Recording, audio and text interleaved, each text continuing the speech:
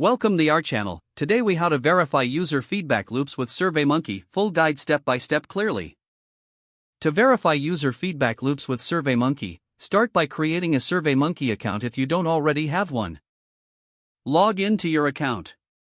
Click on the Create Survey button to begin a new project. Select a template or start from scratch based on your needs. Choose the type of survey you want to create. Add questions to gather user feedback. Consider using a mix of question types such as multiple choice, open-ended, and rating scales. Make sure to phrase your questions clearly and concisely. Use logic jumps to tailor questions based on previous answers, enhancing the user experience. Once your questions are set, customize the survey's design to match your brand.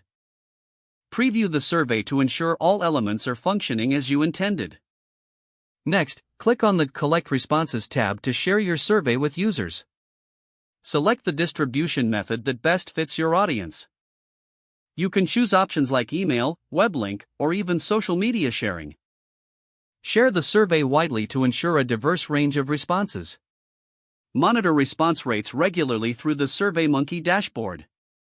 Analyze the feedback you receive using the built-in reporting tools.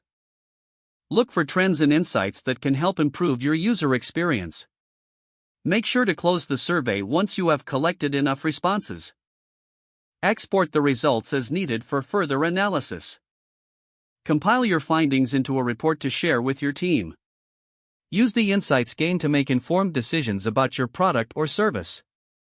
Finally, iterate on your feedback process based on the outcomes and continuously refine your user feedback loops. If the page does not load, refresh the browser or try again in a private or incognito window. Make sure you are using the correct email address, then retype it carefully to avoid small typos. If your password is not accepted, use the reset option and create a new strong password you can remember.